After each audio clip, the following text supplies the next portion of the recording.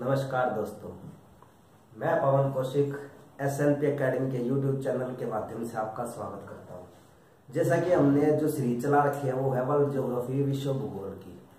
उसी सीरीज को कंटिन्यू करते हुए उन्हीं क्लासों को आगे बढ़ते हुए जो हमने पिछली क्लास जो देखी थी वो पढ़ी थी हमने सूर्य, पृथ्वी के बारे में, विश्व भूगोल के, ब्रह्मांड के बारे में। आज उसी ब्रह्मांड को आगे बढ़ते हुए हम पढ़ेंगे हमारा सौरमंडल, सोलर सिस्टम जिसको बोलते हैं।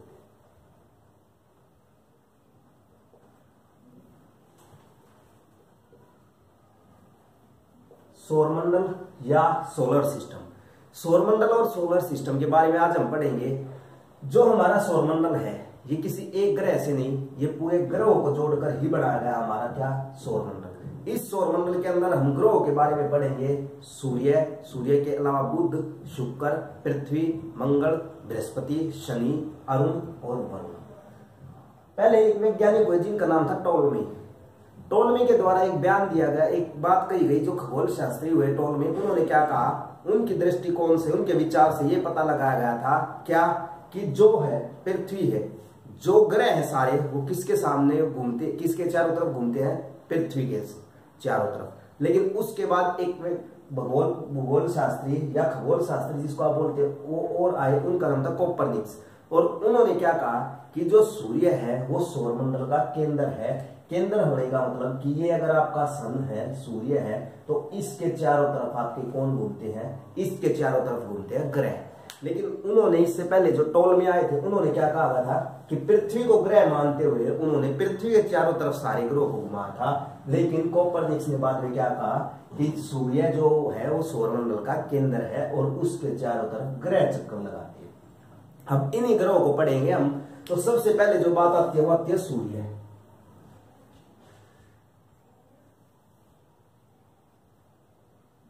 सन। इस सन सूर्य को हम केंद्र बिंदु मानते हुए इसके चारों तरफ जब हम ग्रह बनाते हैं, ग्रह को घुमाते हैं, तो सबसे पहला नाम आता है बुध ग्रह। बुध ग्रह को हम बोलते हैं मरकरी।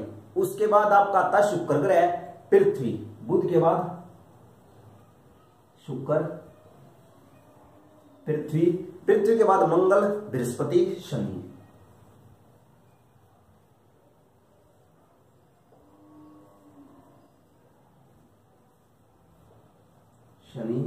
अरुण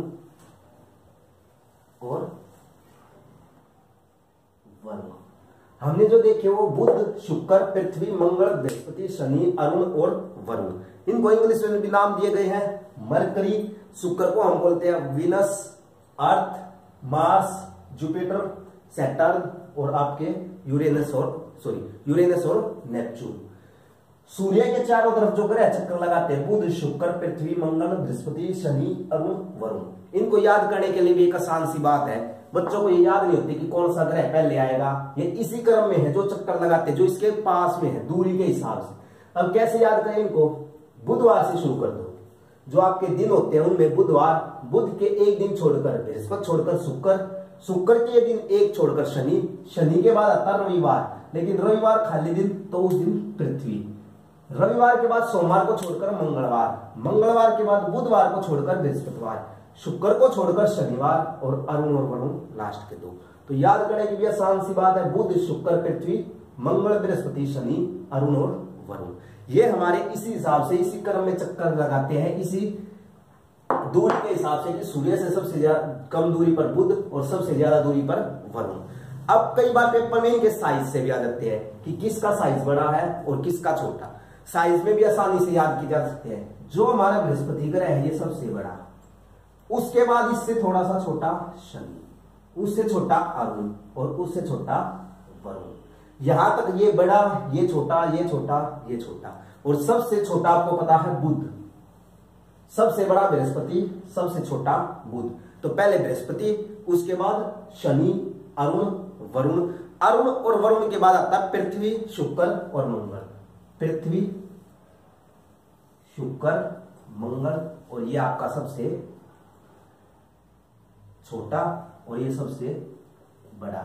ये भी आसानी से याद किया जाता है क्योंकि पेपर में कई बार वो आपसे ऐसे पूछ देगा कि निम्नलिखित में से जो 4 ऑप्शन देगा और उनमें से ये पूछ देगा कि इनको क्रमानुसार लिखो। तो सबसे पहले आएगा बृहस्पति, बृहस्पति के बाद आपका आता शनि, शनि के बाद अरुण, उसके बाद वरुण, और वरुण के बाद आपके यहां से स्टार्ट हो जाते हैं वो पीछे के चार एक साथ। उसके बाद जो आगे के चार है उनमें से लिखने आपके वरुण के बाद पृथ्वी शुक्र मंगल और बुध। बुध सबसे छोटा और सबसे बड़ा बृहस्पति। यहां तक तो बात ठीक है। फिर इनके कुछ उपग्रह भी पूछ देता हूं आपसे, और इसके साथ साथ इनका घूर्णन काल भी पूछ देगा। हालांकि जब आपको अलग से ग्रह बताऊंगा, सारे ग्रह बताऊंगा, सूर्य भी बताऊंगा, बुध भी, शुक्र भी, पृथ्वी भी, मंगल, बृहस्पति, शनि, अरुण और वरुण, इन सबको बताऊंगा। लेकिन उससे पहले एक बार इनके देख लेते हैं उपग्रहों के बारे में। यहां लिखेंगे इनके उपग्रह। ऊपर इसके ऊपर लिखते हैं हम इनके एक दो शब्द आते हैं आपके सामने। एक तो आता सूर्य की परिक्रमा। अभी पढ़ा कि सूर्य अगर केंद्र बिंदु है तो उसके चारों तरफ ग्रह क्या करते हैं, परिक्रमा। दूसरी बात, एक तो ये परिक्रमा करते हैं, परिक्रमा के साथ साथ ये अपने अक्ष पर भी घूर्णन करते हैं। मतलब ये ग्रह है तो ये ऐसे परिक्रमा तो करेगा ही करेगा, साथ के साथ अपने अक्ष पर भी घूमता ही रहेगा। तो इनमें से भी याद करने के दो तरीके, एक तो शुरुआत से दूसरे नंबर का, एक लास्ट से दूसरे नंबर का। ये जो दोनों ग्रह हैं, शुक्र ग्रह और अरुण ग्रह, ये दोनों ग्रह अपने अक्ष पर इन सभी ग्रहों से विपरीत दिशा में घूमते हैं। ये जो शुक्र और अरुण ग्रह है ये अपने अक्ष पर पूर्व से पश्चिम, ईस्ट से वेस्ट या पूर्व से पश्चिम दिशा तरफ। शुक्र ग्रह और अरुण ग्रह पूर्व दिशा, अब ये पूर्व दिशा और ये पश्चिम दिशा, तो इनका घूर्णन कैसे होगा, ऐसे होगा घूर्णन। लेकिन जो सूर्य की तरफ से सारे ग्रह परिक्रमा करते हैं वो करते हैं पश्चिम से पूर्व, पश्चिम से पूर्व। पश्चिम से पूर्व का मतलब इस तरफ। जितने भी ग्रह परिक्रमा करेंगे वो पश्चिम से पूर्व करेंगे सूर्य की। और जो घूर्णन काल होता है, इनका घूर्णन जो घूमते हैं अपने अक्ष पर, वो घूमते हैं दोनों ग्रह, शुक्र ग्रह और अरुण ग्रह, पूर्व से पश्चिम तक। ये सारी बातें हमने देखी। अब कुछ बात आती है यहां से उपग्रह के बारे में पढ़ते हैं कि किसके कितने उपग्रह, उसके साथ साथ ये परिक्रमा में कितना समय लगाते हैं और अपने अक्ष पर घूमने में कितना समय लगाते हैं। सबसे पहले उपग्रह की बात करते हैं। जो हमारा बुध ग्रह है इसका कोई भी उपग्रह नहीं है, यानी कि इसके 0 उपग्रह हैं। बुध का कोई भी ग्रह नहीं है। कितने उपग्रह, बुध के उपग्रह जो सूर्य के तरफ चारों तरफ चक्कर लगाते हैं उनको कहा जाता है ग्रह, और जो ग्रहों के चारों तरफ चक्कर लगाते हैं उनको कहा जाता है उपग्रह। तो सूर्य का, बुध का एक भी उपग्रह नहीं है। उसके बाद शुक्र का कोई उपग्रह नहीं है। तो शुरुआती जो दोनों है उनका कोई भी उपग्रह नहीं है। इसके बाद पृथ्वी का आता है एक उपग्रह जिसका नाम सबको पता है, उसका नाम है चंद्रमा, और चंद्रमा पृथ्वी का उपग्रह है। इसके बाद मंगल के 2 उपग्रह हैं, डिमोस और सोमोस। सबको पता मंगल के 2 उपग्रह जिनको कहा गया डिमोस और सोमोस। पेपर में एसएससी लेवल में यही पूछा गया था, डिमोस और सोमोस किसके उपग्रह हैं। तो डिमोस और सोमोस 2 उपग्रह किसके, मंगल के। बृहस्पति है इसके सबसे ज्यादा उपग्रह है, सबसे बड़ा ग्रह और सबसे ज्यादा उपग्रह 63, 60 से ज्यादा 63 के आसपास। यहाँ कई बार 63 भी दिया जाता है, 65, 67 भी दे देते हैं। तो आप 63 याद करना, अगर पेपर में 63 हो तो 63 ठीक करके आना बृहस्पति के। शनि के जो है वो है 60, और वरुण के, अगर अरुण की बात करें तो 27 और वरुण की बात करें तो 13। तो यहां से जो शुरुआती 2 है बुध और शुक्र, इनका कोई भी उपग्रह नहीं है। पृथ्वी का एक उपग्रह है जिसको कहा गया चंद्रमा। ये सारे प्राकृतिक उपग्रह हैं इनके। मंगल के 2 उपग्रह डिमोस और सोमोस, बृहस्पति के 63, शनि के 60, अरुण के 27 और वरुण के 13। शुक्र ग्रह और अरुण ग्रह एक शुरुआत से सेकंड, एक पीछे से सेकंड, दोनों विपरीत दिशा में घूर्णन करते हैं अपनी दूरी पर, पूर्व से पश्चिम दिशा में। अब यहां से एक तो आता है इनका सूर्य की परिक्रमा करने में लगने वाला समय, और एक आता अपने घूर्णन, अपने अक्ष पर घूमने में लगने वाला समय। जो सूर्य की परिक्रमा, अब बुध है सूर्य के सबसे निकट है, तो इसलिए ये सूर्य की परिक्रमा सबसे जल्दी करता है, मात्र 88 दिनों में। यहां से ये पेपर में बहुत बार पूछा गया है कि सूर्य की परिक्रमा बुध कितने दिनों में करता है, 88 दिनों में, और अपने अक्ष पर जो घूमता है वो घूमता 58 दिन में। 88 दिन में तो सूर्य की परिक्रमा करेगा और अपने अक्ष पर घूमेगा मात्र 58 दिन में। जो दूसरा है आपका शुक्र ग्रह है, शुक्र ग्रह 225 दिन में तो सूर्य की परिक्रमा करता है और अपने अक्ष पर 243 दिन में। यहां से एक्सेप्शन केस बनता है कि याद करने का कि ये सूर्य की परिक्रमा जल्दी कर देता है लेकिन अपने अक्ष पर ज्यादा टाइम लेता है घूमने के लिए। बाकी जितने भी ग्रह पड़ेंगे वो सारे परिक्रमा करने में ज्यादा टाइम लेते हैं और अपने अक्ष पर घूमने में कम समय लेते हैं, बजाय किसके? सूर्य के। सूर्य जो अपने अक्ष पर घूमता है वो 243 दिन में और सूर्य की शुक्र ग्रह और जो सूर्य की परिक्रमा करता है वो 225 दिन में। अब बात आई पृथ्वी की। सबको पता पृथ्वी कितने दिन में? 365 दिन में। 365 दिन और समय जो होता है वो होता है लगभग 23 घंटे 56 मिनट, जिसको हम 24 घंटे ही बोल देते हैं।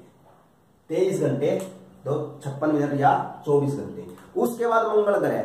मंगल ग्रह जो समय लेता है सूर्य की परिक्रमा करने में वो लेता है 1.8 वर्ष और जो अपने अक्ष पर घूमने में समय लगाता मंगल ग्रह वो लगाता 24.6 घंटे।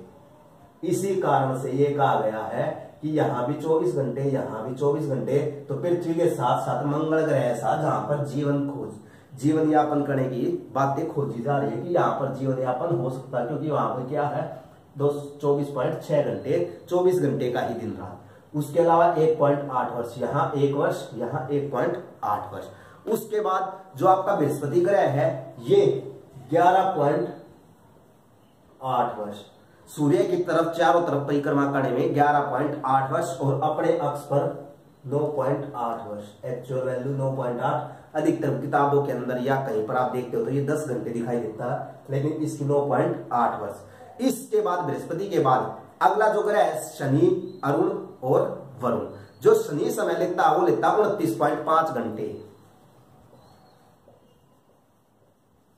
शनि जो समय लेता है कितना? 29.5 घंटे और अपने अक्ष पर घूमने के लिए 10.3 घंटे। 29.5 घंटे और 10.3 घंटे। अगली बात अरुण। अरुण जो है, अब आपने एक चीज देखी, जो सूर्य के सबसे पास था वो सबसे कम दिन, उसके बाद दिनों की संख्या बढ़ती गई। जब दिनों की संख्या बढ़ती गई तो यहां पर आकर जो अरुण है वो लेता लगभग 84 वर्ष। 84 वर्ष। यहां भी हम इसको 29.5 घंटे की बजाय 29.5 वर्ष, क्योंकि समय बढ़ता जा रहा है तो 84 वर्ष। और जो लास्ट का वो लेता है 164 वर्ष।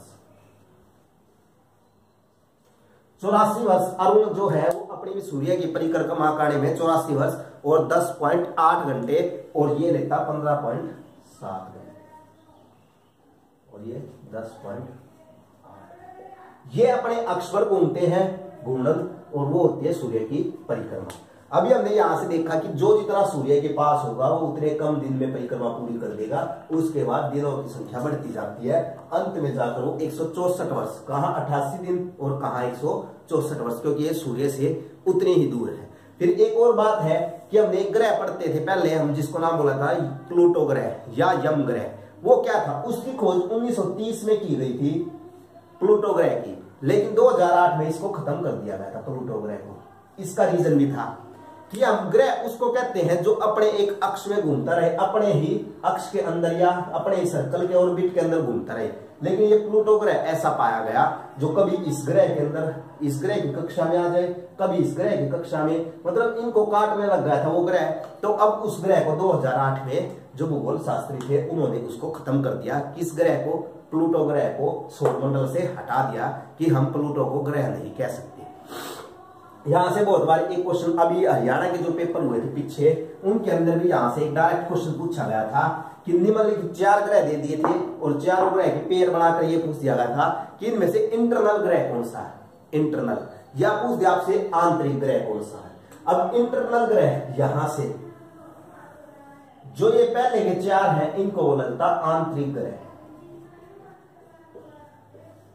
या इंटरनल, आंतरिक। और जो बाद के रह गए दूर सूर्य से उनको बोला जाता बाह्य ग्रह, बाह्य ग्रह, या आपका बोला जाता है इनको एक्सटर्नल। इंटरनल या एक्सटर्नल। आंतरिक ग्रह बुध, शुक्र, पृथ्वी और मंगल, और बाह्य ग्रह बृहस्पति, शनि, अरुण और वरुण, ये सारे ग्रह हैं हमारे इंटरनल और एक्सटर्नल। यहां से एक क्वेश्चन बहुत बार पूछा गया कि सबसे गर्म ग्रह कौन सा है। अगर पेपर में आ जाए सबसे गर्म, तो सबसे गर्म ग्रह है शुक्र ग्रह। सबसे गर्म ग्रह का नाम आएगा तो शुक्र, और सबसे ठंडा ग्रह आएगा तो अरुण। अब फिर यही कि एक शुरुआत से और एक बाद से, अगर सबसे गर्म ग्रह आएगा तो सबसे गर्म ग्रह में शुक्र, आगे से एक छोड़ के, और सबसे ठंडा ग्रह आएगा तो पीछे से एक छोड़ के अरुण। यही दोनों विपरीत दिशा में घूमते हैं अपनी दूरी पर, शुक्र और अरुण ग्रह, और यही है एक गर्म है और एक ठंडा है। दूसरी बात, शुक्र और अरुण ग्रह जो घूमते हैं वो एंटी क्लॉकवाइज, घड़े की विपरीत दिशा में, अपने अक्ष पर। यहां से क्वेश्चन और पूछा गया पेपर में कि अपने अक्ष पर सबसे धीमी गति से कौन घूमता है और अपने अक्ष पर सबसे तेज गति से कौन घूमता है। अगर अपने अक्ष पर सबसे धीमी गति की बात करें तो शुक्र ग्रह अपने अक्ष पर सबसे धीमा। ये साथ के साथ लिखते चलना, जितना लिखोगे उतनी जल्दी याद हो जाएंगे। बुक में से पढ़ने से ये याद नहीं होते, इसलिए याद करने के लिए आपको लिखना जरूर पड़ेगा कि सबसे जो धीमा घूमता वो शुक्र ग्रह, और जो सबसे तेज घूमता वो घूमता आपका बृहस्पति ग्रह। सबसे तेज की बात करेंगे तो बृहस्पति ग्रह। बृहस्पति ग्रह अपने अक्ष पर सबसे तेज घूमता है 9.8, और ये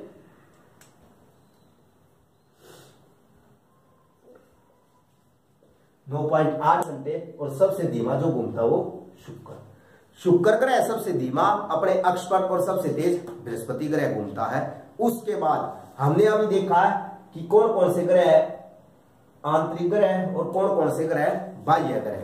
अब तक तो हमने एक बेसिक नॉलेज ली थी, अब देखते हैं इनको वन बाय वन। जैसे सूर्य के बारे में, बुध के बारे में, शुक्र के बारे में, पृथ्वी के बारे में, उसके अलावा मंगल के बारे में, इन सब के बारे में हम देखेंगे। बृहस्पति के बारे में, शनि के बारे में, अरुण और वरुण के बारे में। अब एक एक चीज को हम पढ़ेंगे इन सब के अलावा। सबसे पहले थोड़ी सी बात बता देते हैं आपको किसके बारे में, सूर्य के बारे में। सूर्य, जब सूर्य की बात आती है तो सूर्य को केंद्र बिंदु कहा गया सौरमंडल का। पहला ही क्वेश्चन ये आता है कि हमारे सौरमंडल का सेंटर पॉइंट या केंद्र बिंदु किसको कहा गया, सूर्य को। सूर्य को क्या कहा गया, केंद्र बिंदु। किसका, सूर्य को केंद्र बिंदु कहा गया हमारे सौरमंडल का। सन, जिसको केंद्र बिंदु सौरमंडल का। दूसरा, इसके पिछली क्लास में जब हम ब्रह्मांड पढ़ रहे थे तो उसमें एक शब्द पढ़ा था हमने, इसके ऊर्जा का स्रोत। जहां पर भी ऊर्जा का स्रोत आता वहां पर शब्द आएगा नाभिकीय संलयन। नाभिकीय संलयन के द्वारा ये ऊर्जा ग्रहण करते हैं। जितने भी तारे होते हैं, जितने भी ग्रह होते हैं, उन्हीं में सूर्य की भी जो ऊर्जा का स्रोत है सूर्य की, उसको कहा गया है नाभिकीय संलयन। वही बताया था पिछली क्लास में, हाइड्रोजन मिलकर क्या बनाते हैं, हीलियम गैस। और हीलियम गैस प्रकाश और ऊर्जा के लिए यूज की जाती है। दो हाइड्रोजन मिलकर नाभिकीय संलयन के द्वारा एक सूर्य जिसमें ऊर्जा का स्रोत काम करता है वो हीलियम गैस के द्वारा। इसके बाद अगली जो बात पढ़ते थे कि हमारे सूर्य का व्यास, एक त्रिज्या एक व्यास। जो हम व्यास देखते हैं सूर्य का वो है 1392 1392 किलोमीटर हमारे सूर्य का क्या है, व्यास। सूर्य के व्यास की बात, ये लगभग 110 गुना व्यास है पृथ्वी के व्यास से। तो सूर्य का व्यास पृथ्वी के व्यास से 110 गुना है, जो कि 1392 किलोमीटर है लगभग। इसके बाद हमने देखा था कि जो हमारा सूर्य है, इस पर सूर्य पर हाइड्रोजन सबसे ज्यादा मात्रा में क्या है, हाइड्रोजन। फिर हाइड्रोजन बाद में बॉन्डिंग कर करके किसके साथ, आपस में दो हाइड्रोजन बॉन्ड बनाकर हीलियम गैस बनाते हैं। तो सबसे ज्यादा जो प्रचुर मात्रा में वो हाइड्रोजन के बाद जो प्रचुर मात्रा में वो है हीलियम। हाइड्रोजन जो प्रचुर मात्रा में है वो है लगभग 71% और हीलियम है 26.5%। हाइड्रोजन और 26.5% है आपका हीलियम। ये दो सबसे ज्यादा मात्रा में पाए जाते हैं किसके ऊपर, सूर्य के ऊपर, हाइड्रोजन और हीलियम। हाइड्रोजन कितना 71 और हीलियम 26.5%। इसके अलावा लगभग कार्बन की जो मात्रा है वो 1.5% के आसपास, 1.5% आपका पाया जाता है, 1.5% के आसपास, जिसको कहा गया कार्बन। दूसरी बात, एक और चीज देखी गई, यहां से हम निकाल देते हैं कई बार सूर्य की आयु। आयु की जब हम बात करें सूर्य की, तो सूर्य की आयु है 5 अरब वर्ष। 5 अरब वर्ष सूर्य की आयु। अगर सूर्य की आयु की बात करें 5 अरब वर्ष या 5 बिलियन वर्ष जिसको आप बोलते हो,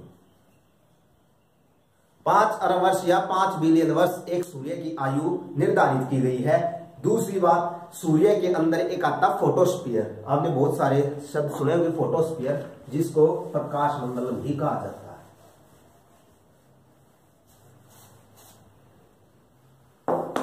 प्रकाश मंडल या सूर्य फोटोस्फीयर।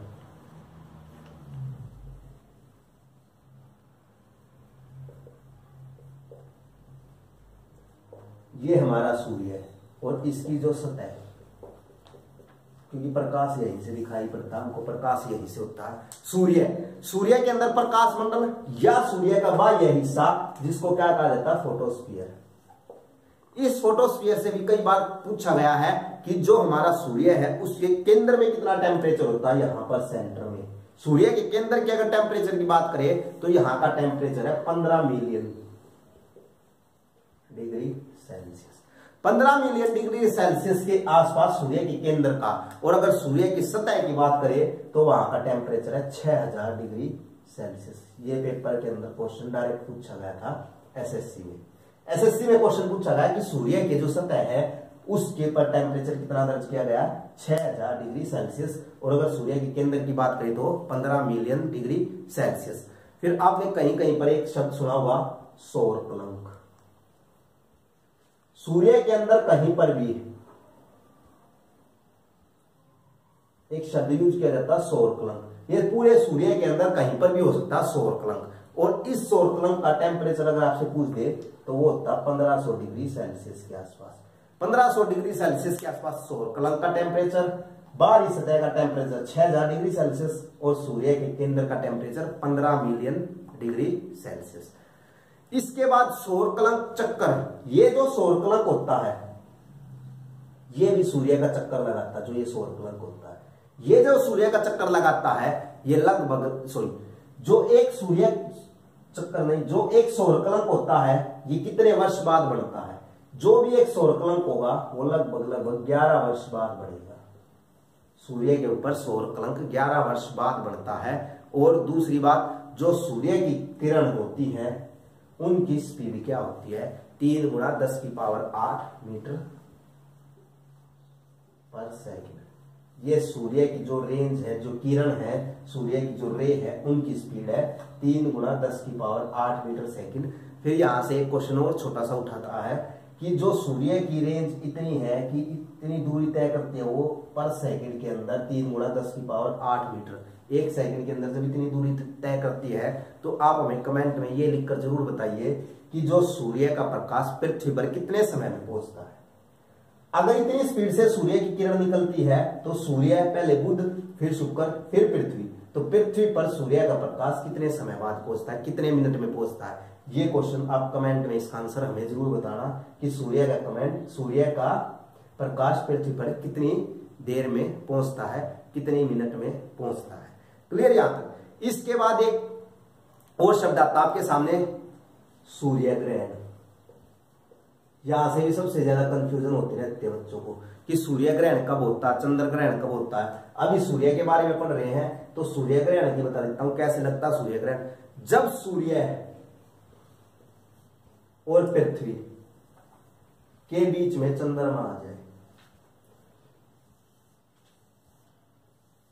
सूर्य और पृथ्वी के बीच में अगर चंद्रमा आ जाता तो उसको कहा जाता है सूर्य ग्रहण। कैसे, सूर्य की जब डायरेक्ट किरणें पृथ्वी पर नहीं पहुंच पाती, चंद्रमा उनको काट देता है, तो पृथ्वी का कुछ हिस्सा ढक दिया जाता है इस चंद्रमा के द्वारा। उस सिचुएशन को, उस कंडीशन को हम बोलते हैं सूर्य ग्रहण। मतलब सूर्य की डायरेक्ट किरणें पृथ्वी पर ना पहुंचने के कारण किस पर पहुंच जाती है, चंद्रमा पर चंद्रमा उनको रोक देता है पृथ्वी पर पहुंचने से, तो उसको कहा जाता है सूर्य ग्रहण। फिर एक और शब्द है यहां से जो मोस्ट इंपोर्टेंट बात है, बहुत बार पूछा गया, रिपीटेड क्वेश्चन है ये, कि सूर्य ग्रहण में दिखाई देने वाला सूर्य का भाग, जो हमको सूर्य ग्रहण होता है और सूर्य का जो भाग हमको दिखाई देता है उसको क्या कहा जाता है, उसको कहा जाता है कोरोना।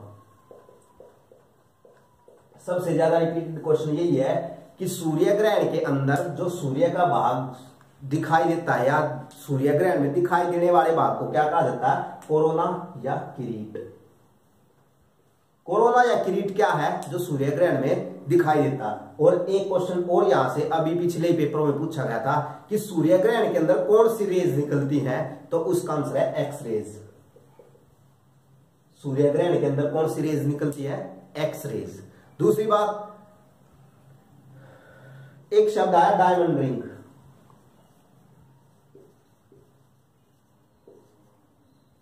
डायमंड रिंग क्या है, डायमंड रिंग, डायमंड रिंग की घटना में क्या होता है, डायमंड रिंग जब होती है तो उसको कब बोला जाता है कि डायमंड रिंग है। डायमंड रिंग की घटना में सूर्य के चारों तरफ से प्रकाश निकलता है, सूर्य के चारों तरफ से प्रकाश। हालांकि जो सूर्य है, और ये कब कब होता है, जब पृथ्वी पर सूर्य का पूर्ण सूर्य ग्रहण, पूर्ण सूर्य ग्रहण जब होता है, पूर्ण सूर्य ग्रहण में पृथ्वी के चारों तरफ से जो प्रकाश निकलता है उसको कहा गया डायमंड रिंग। क्या कहा गया उसको, डायमंड रिंग। जो सूर्य के चारों तरफ से जो प्रकाश निकलता है कब, सूर्य ग्रहण में, उसको कहा गया है डायमंड रिंग। दूसरी बात, सूर्य ग्रहण लगने का अधिकतम एक जगह पर, एक एरिया पर सूर्य ग्रहण लगने का एक मैक्सिमम टाइम होता है 8 मिनट। 8 मिनट एक जगह पर मैक्सिमम टाइम के लिए सूर्य ग्रहण हो सकता है। उसके बाद सूर्य ग्रहण अपने आप बदलता रहता है। दूसरी बात, आपने 2 शब्द और सुने होंगे, एक शब्द आता अपसोर और एक शब्द आता उपसोर। बहुत बार रिपीटेड है ये दोनों बातें, पीसीएस लेवल में बहुत बार पूछी गई है। उपसोर क्या होता है, अपसोर क्या होता है, तो इन उपसोर और अपसोर को हम पढ़ेंगे अगली क्लास में। अभी जो हमारा सौरमंडल है उसकी अभी सूर्य के बारे में पढ़ा है, कुछ इनकी बेसिक सी बातें पढ़ी है। अगली क्लास में बुध, शुक्र, पृथ्वी, मंगल, बृहस्पति, शनि, अरुण और वरुण, और कुछ 1-2 बातें सूर्य की, अपसोर उपसोर क्या होते हैं, दिन बड़ा छोटा कैसे होता है, वो सारी बातें हम आगे की क्लासों में पढ़ेंगे। लेकिन अपसोर और उपसोर अभी अगली क्लास में पढ़ेंगे, जो हमारी अगली क्लास आएगी उसके अंदर फिर बुध को, शुक्र को, पृथ्वी को और बाकी जो ग्रह बच गए उनको। तब तक के लिए इस वीडियो को देखिए और वो क्वेश्चन कमेंट करके जरूर बताइए जो आपसे पूछा गया है कि पृथ्वी, सूर्य का प्रकाश पृथ्वी पर पहुंचने में कितना समय लेता है। तब तक के लिए